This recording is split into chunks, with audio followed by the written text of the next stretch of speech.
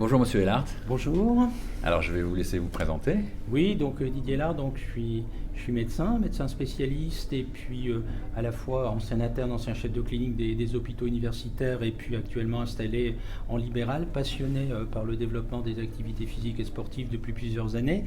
Maire adjoint de la ville de Marcq-en-Barœul, la ville-centre de la métropole européenne de Lille, donc en charge du sport et de la santé entre autres.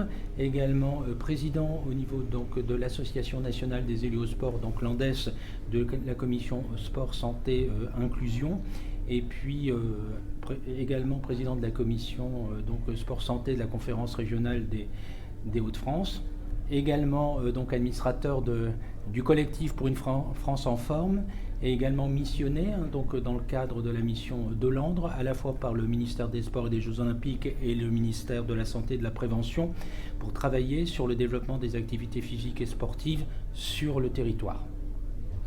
Alors, vous êtes une personne remarquable parce qu'il y a peu de personnes qui sont à la fois dans tous les endroits de décision qui sont importants pour le développement du sport santé. Alors, comment vous avez, je vais partir sur le niveau national, comment au niveau pour une France en forme, vous avez fait en sorte que les élus, l'ensemble des élus reçoivent le message et finalement s'approprient le message?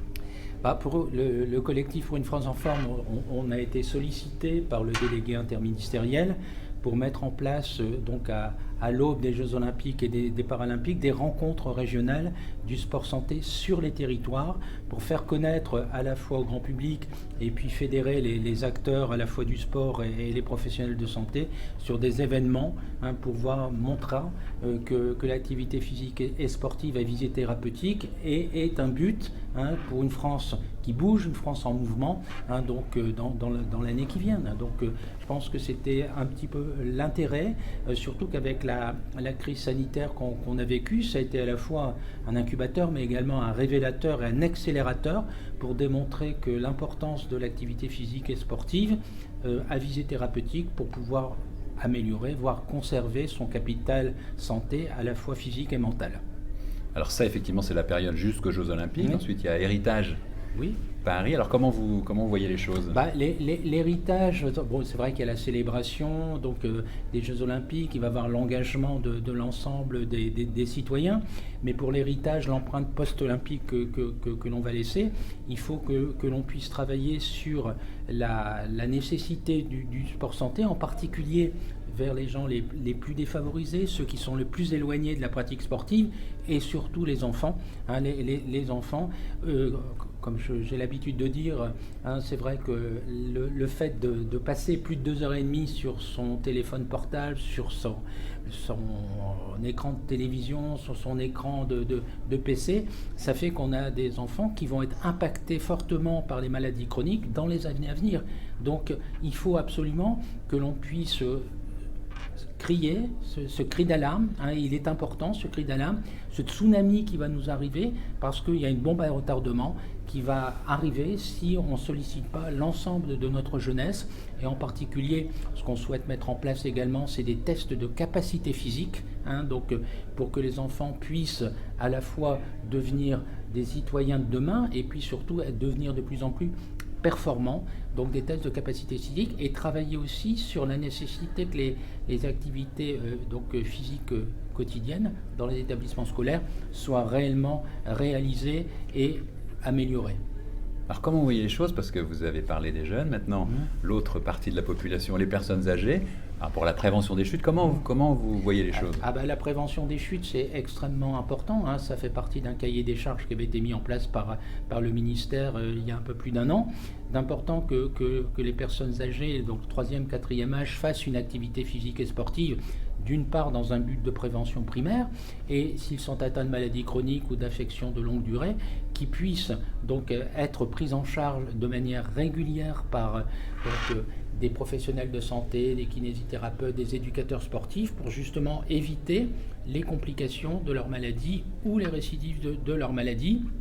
Et également l'impact des chutes, parce qu'on sait que les chutes c'est extrêmement important donc dans la population âgée, et qu'on sait qu'une personne sur deux qui va donc être hospitalisée ne reviendra pas à son domicile. Donc l'important c'est de prévenir avec le sport. Moi j'ai toujours l'habitude de dire que le sport c'est un véritable médicament, et que si les personnes âgées on les met au sport ou on les remet au sport, c'est gagnant-gagnant pour eux et pour leurs proches. Alors, très bien. Dans votre territoire, vous, localement, alors Ouais. je parle localement, c'est-à-dire votre commune, mais aussi Oui. au-delà, comment vous faites pour faire en sorte que le sport santé existe au travers de l'ensemble des élus qui finalement ont chacun leur rôle par rapport à ça? Je crois que ça fait partie également de notre ADN au niveau de la ville de Marcq-en-Barœul, puisque la compétence sport et la compétence santé ne sont pas des compétences régaliennes, sont des compétences volontaristes des collectivités locales. Et ça fait des années que je me suis engagé au niveau de la collectivité pour d'une part faire de la prévention primaire avec donc au niveau des associations et également d'une structure municipale qui s'appelle Marque en Forme, pour pouvoir travailler justement sur les personnes du 3e, 4e âge, et mettre en place également un dispositif sport santé sur ordonnance depuis plusieurs années, puisque la ville est quand même pionnière au niveau de la métropole européenne de Lille pour son implication sur le sport sur ordonnance, permettre justement la prise en charge de manière optimale des personnes. Et ça fait, je dirais, caisse de résonance également au niveau national, puisque au niveau de l'ANDES, j'ai travaillé donc avec la Direction Générale de Santé pour mettre en place un guide, donc pour avoir donc une appréciation de ce qui existe sur les territoires, une cartographie et également des fiches actions qui permettent justement aux élus au sport de ne pas être isolés et de pouvoir mettre en place une démarche de sport santé. Ah, ça c'est vraiment très important. Alors, quels sont les... Bon, sans stigmatiser les autres, bien sûr. Quel est votre réseau au niveau des élus? Quels sont ceux avec lesquels vous essayez de converger pour apporter le plus de choses possible pour l'ensemble des autres? On irradie beaucoup, parce que l'Association nationale d'élus en charge du sport, dont je suis élu depuis plusieurs années, donc au sein du comité directeur, c'est en fait un réseau de 8000 collectivités, intercollectivités en réseau, avec donc depuis 2016, depuis le 30 décembre 2016, le décret sur la prescription des activités physiques et sportives et l'instruction ministérielle du 3 mars 2017. Ça a été l'occasion de mettre en place cette commission sport santé et de pouvoir donc faire des émules et de permettre justement d'avoir des bonnes pratiques à pouvoir faire partager au sein des autres collectivités. Donc c'est un peu le sens de la démarche, et le fait d'avoir une fenêtre de tir avec les Jeux Olympiques et Paralympiques montre un petit peu qu'il est important que l'on puisse avoir des citoyens et des territoires qui sont en mouvement. Il faut absolument faire bouger l'ensemble des générations, et le fait de l'ANDES, qui est un formidable outil permettant aux collectivités et à leurs élus en responsabilité de pouvoir mettre en place des actions sport-santé au sein de leur commune.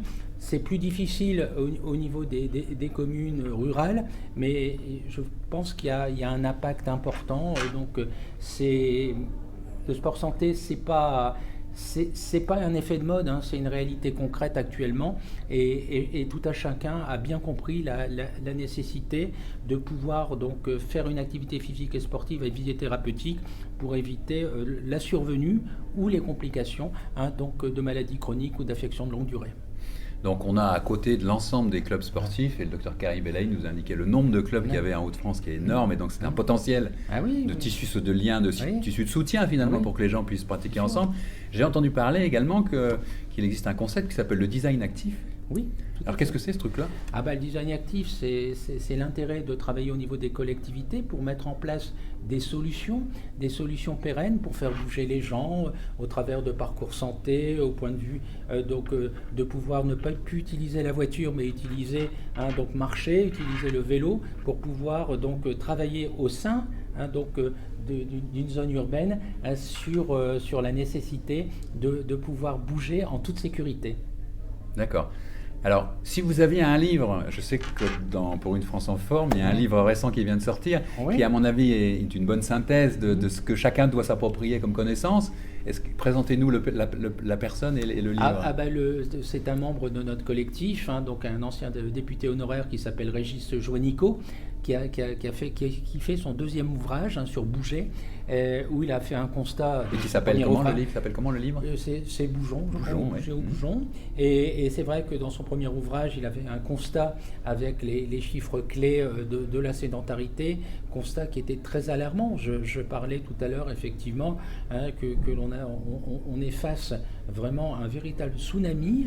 C'est important en particulier pour la jeunesse. Et moi, je tire la sonnette d'alarme. Et dans son ouvrage là actuellement, il donne donc sans que ce soit tout à fait popularisé, mais quelques recettes pour pouvoir donc avoir une activité physique et sportive et travailler, que le gouvernement comprenne et que les ministères comprennent également et l'assurance maladie comprenne aussi qu'il est important qu'on passe à une étape supérieure, parce que le travail que j'avais fait il y a quelques années au niveau de l'Europe, montrant qu'on était nous plus dans tout curatif plutôt que la prévention, montrant également qu'on doit franchir un cap, on doit franchir un cap et qu'il puisse avoir une prise en charge par l'assurance maladie des activités physiques et sportives adaptées, et également accompagner les maisons sport santé qui risquent d'être en difficulté avec le nouveau cahier des charges et le nouveau décret d'habilitation qui va être pris en charge, qui font un travail remarquable, les 573 maisons sport santé.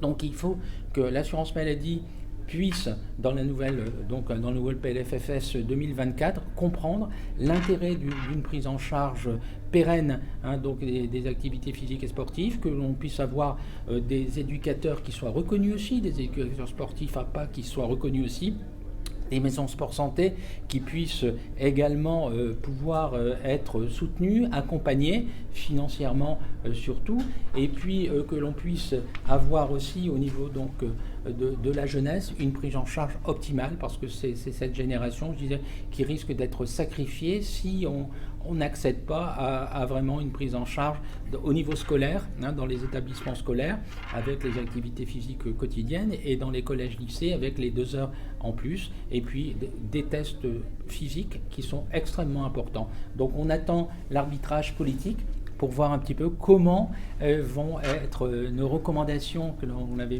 proposées donc dans le cadre de la mission de Hollande puissent être acceptées. Et donc c'est un vœu pieux, parce qu'on a fait beaucoup d'articles 51, d'expérimentation. Là, il faut qu'on passe à un stade ultime. C'est bien donc de prendre en charge le diabète de type 2, le cancer, mais je pense qu'il faut aller plus loin dans la prise en charge, assurance maladie et mutuelle. Mais ce qui est important, c'est la notion de réseau également, le réseau, les acteurs de terrain, les politiques, également les adjoints au sport, les maires adjoints en charge du sport santé, mais également le mouvement sportif, l'État, les entreprises. Tout le monde doit travailler ensemble pour effectivement ce beau projet de prévention et d'accélération du développement sur le territoire des activités physiques et sportives.